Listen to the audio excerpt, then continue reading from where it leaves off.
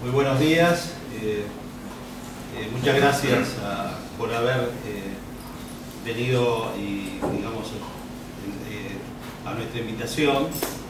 Y hoy tenemos la presencia de Alberto Abad, que en realidad es un amigo de la casa.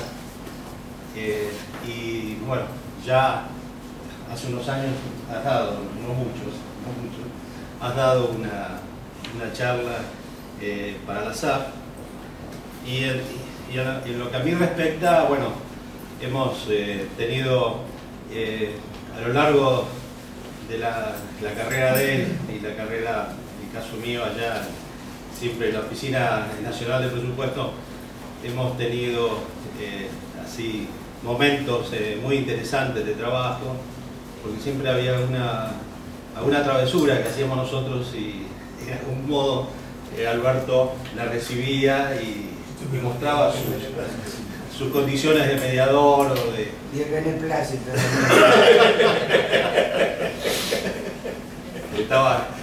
Cuando estaba la CIGEN, no sé qué habíamos hecho con la CONEA y bueno, él tuvo que intervenir. Y me llamó la atención sus condiciones de mediador porque salimos todos contentos de esa Fue a las 3 de la mañana. Bueno, después, en la época del PAMI, bueno, era una época un poco movidita del PAMI, que tocó estar ahí. Y bueno, en la época de la Secretaría, de la Jefatura de Gabinete, en el enlace político con todo el tema presupuestario, que hemos tenido reuniones así bastante técnicas, y ahí se demostró, por lo menos a mí, la capacidad que tenía Alberto de, en ese caso, la jefatura de gabinete, con una función política. Se puede decir que tanto la de la FIP, CIGEN, PAMI tienen elementos políticos, pero tienen mucho, digamos, de gestión. En cambio, en la jefatura de gabinete, una función más política. Y bueno, siempre me llamó la atención cómo dentro de esa función política los aspectos técnicos siempre estaban como presentes, o sea, no, la cuerda política y la cuerda técnica estaban como complementadas en esa visión. Entonces, realmente es grato tenerlo, Alberto, y poder escucharlo en los temas que él siempre le han interesado, los de la nueva administración, todo lo que hace a la modernización de la gestión pública. O sea, es como un apóstol de la modernización de la gestión pública, y también lo vi practicarlo. O sea, no es una cosa discursiva. Cuando nos mostraba el plan estratégico en la FIP, y no solamente era bueno, hay un tema que vas a tocar, que es diseño y desempeño, que bueno, es un tema subjetivo que vamos a ver de qué se trata, pero que ese plan estratégico era un plan que después tenía un seguimiento y como era un elemento básico para la gestión, ¿no? Y eso yo lo pude ver en situaciones así que podía realizar, sobre todo cuando teníamos que Alberto Abad tenía que convencer, en épocas donde el fondo todavía estaba presente en nuestro país, tenía que convencer cómo se estaban haciendo bien las cosas en lo que hace a la FIP, hasta que me convenció a mí también.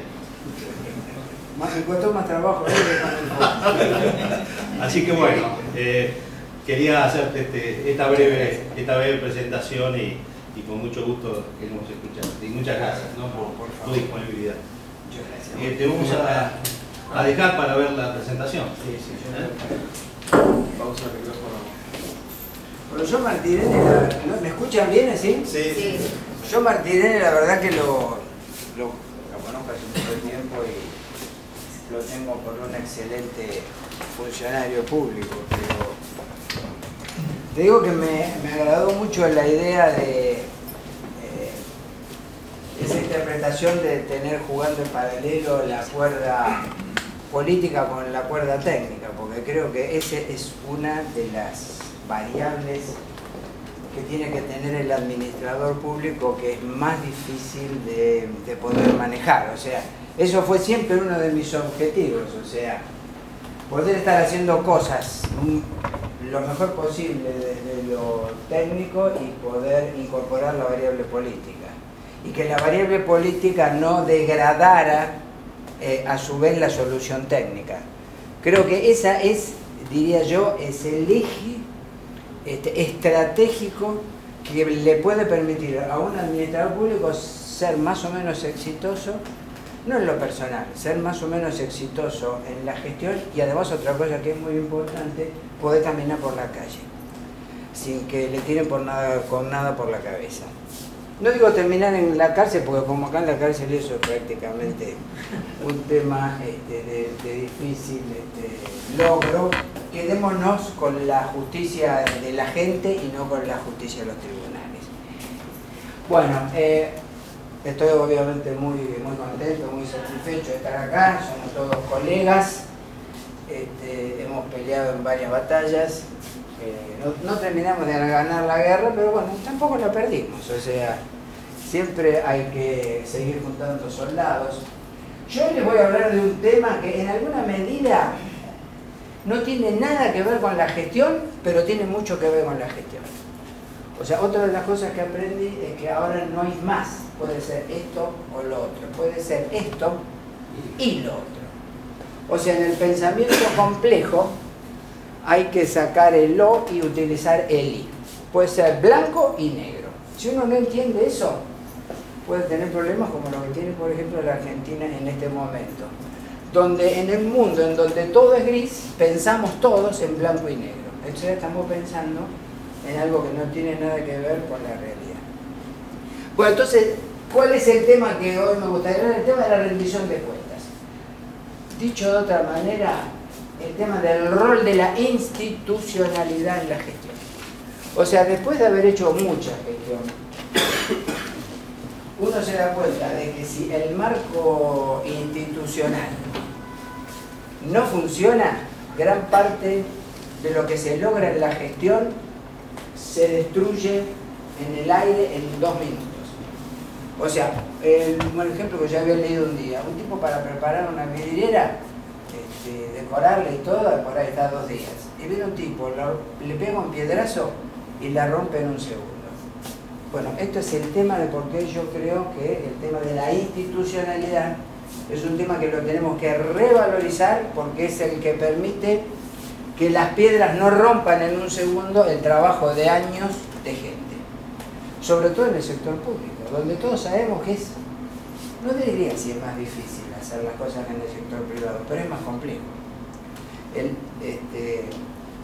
ejemplo típico de complejidad institucional, cuando uno quiere pensar en lo más complejo, en el mundo, la organización, el sistema adaptativo complejo mayor es el Estado. Es la organización donde están todas las complejidades juntas. Y en ese mundo es el mundo donde nosotros trabajamos. Entonces, si no tenemos pensamiento complejo, es muy difícil poder hacer las cosas. Bueno, ¿por qué usé la palabra diseño y desempeño? Porque si nosotros miramos el diseño institucional que tiene la Argentina, es muy parecido al del resto de los países del mundo. Ahora, cuando vemos los indicadores de desempeño, estamos mal en todos, o de regular para abajo. Entonces mi pregunta es, ¿qué pasa? Que si tenemos un diseño institucional similar al de otros países, ¿por qué tenemos un desempeño tan malo? Entonces hay algo que tiene que ver con el diseño y el desempeño, que si no lo analizamos, si no nos tratamos de dar respuesta, no vamos a poder entender cómo mejorar esto hacia el futuro. Entonces mi punto es, para ver un poco este juego, y veamos algunos comportamientos, a ver si del análisis de los comportamientos nos resulta alguna respuesta a esta lógica entre el diseño y el desempeño.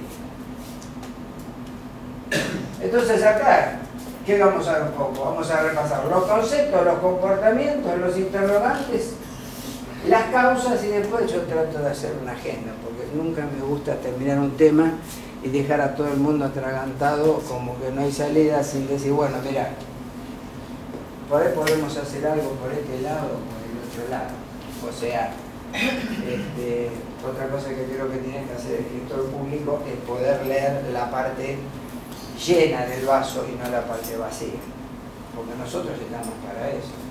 El Estado está para, en última instancia, primero la política está para generar expectativas de cambio. Y el Estado es la plataforma para que esas expectativas de cambio se cumplan. Y si no, ¿qué pasa? Y pasa lo que pasa ahora. La desvalorización de lo público y la deslegitimación de los funcionarios. Eso es otro dato de la realidad que no tenemos que tener en cuenta. O hay una valorización de lo público que no es lo mejor de lo público que habría que valorizar. Se los dejo ahí picando para que lo discutamos. Bueno, rendición de cuentas. Yo tomo el concepto clásico de rendición de cuentas. Posee de origen normativo impuesto por la ley, constitución y reglamento. ¿Qué hace la rendición de cuentas? Obliga a los funcionarios que gestionan recursos a informar y justificar lo actuado en el ejercicio de sus funciones. ¿Qué más? ¿Este tipo qué está diciendo? ¿Está diciendo mi mamá me ama, mi mamá me ama? Sí, mi mamá me ama. Esto es lo que estoy diciendo. Y lo sanciona cuando incumplan con las obligaciones derivadas de su mandato. Esto es así acá, en el resto del mundo, en China. En China, cuando un tipo evade los impuestos, lo matan y le hacen pagar a la familia las balas incluso. Entonces, es una rendición de cuentas sui generis, a lo oriental. Pero hay otras rendiciones de cuentas armadas por la ley. Ahora, la Argentina tiene un esquema de rendición de cuentas espectacular a nivel de diseño. Pero cuando lo vemos a nivel de desempeño, como diría el manifiesto comunista, todos los sólidos se disuelven en el aire. De todo esto no hay nada. Entonces, la rendición de cuentas está escrita en la Constitución, en las leyes, en los manuales, en los códigos de ética, en los consejos profesionales, en el discurso de los funcionarios, en el discurso de los políticos, en el discurso de la gente, pero humo.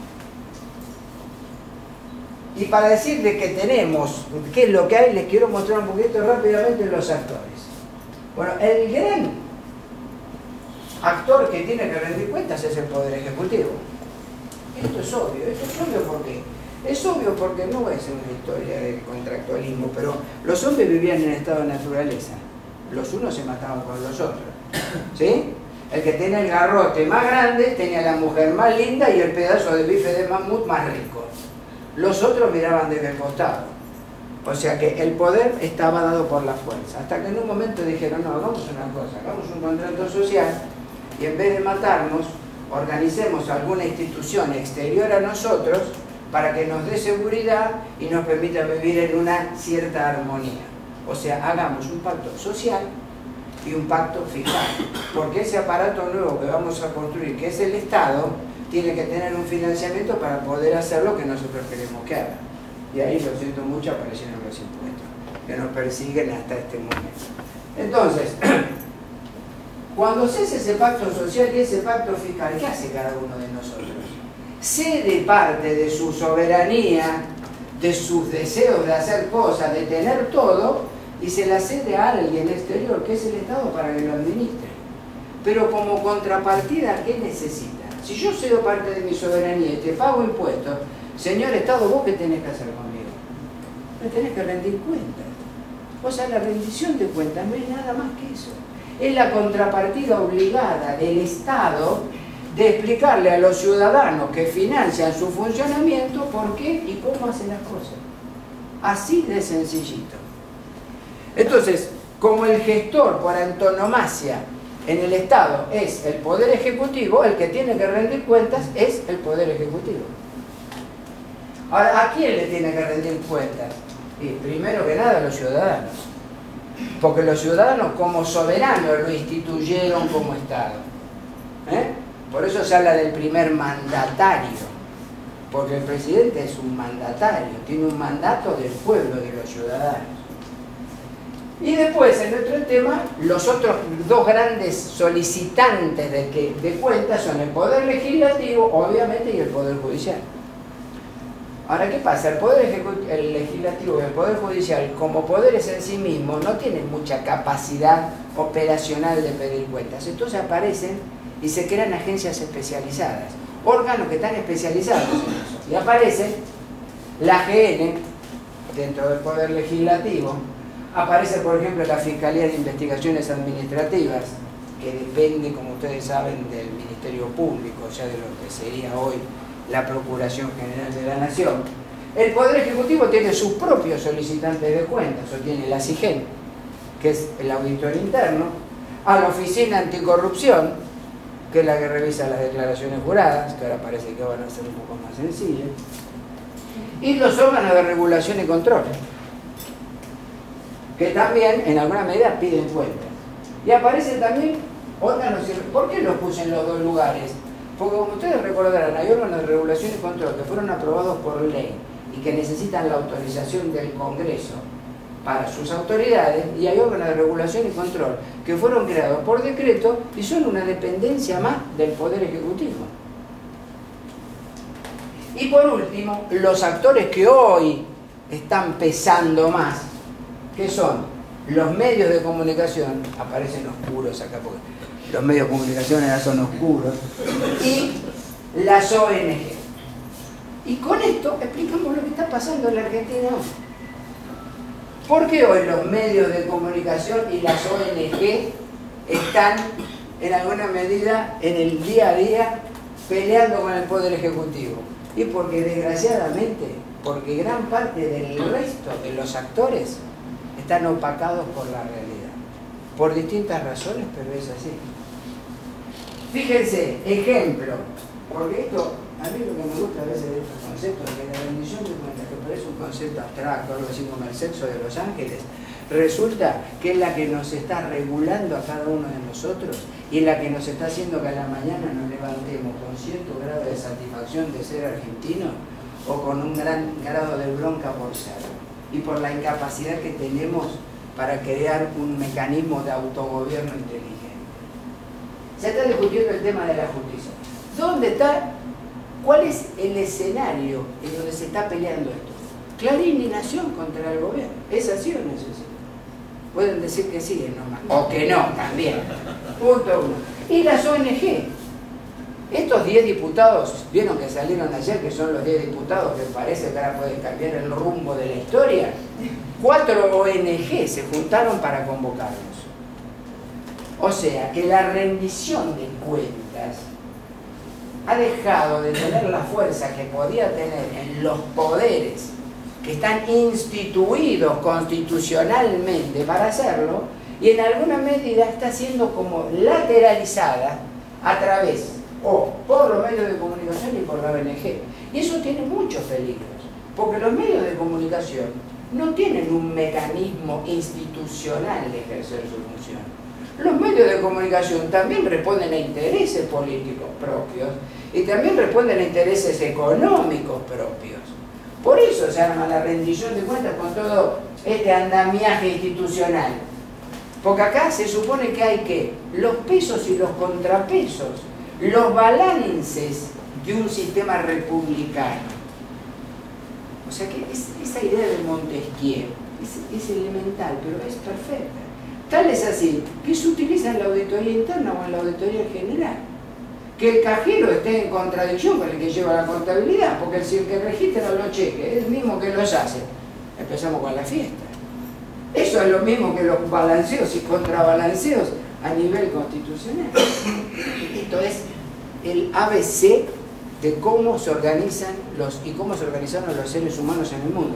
ABC que todavía no han aparecido mecanismos alternativos que los mejoren al sistema republicano de gobierno. Bueno, ya están los. Ahora, entonces vamos a ver un poco, vamos a ver algunos comportamientos. O sea, tenemos un diseño espectacular. Ustedes leen la ley de administración financiera, discúlpenme que en esta catedral del presupuesto público hable con ciertas libertades respecto de ese documento, en el cual tuve también algo que ver, no sé si motivado o obligado casi por el gordo Ricardo Gutiérrez, Macón y asociado, pero no importa. La ley de administración financiera es perfecta. La verdad que es perfecta. Vos la lees y es una obra de arte. Aparece la G,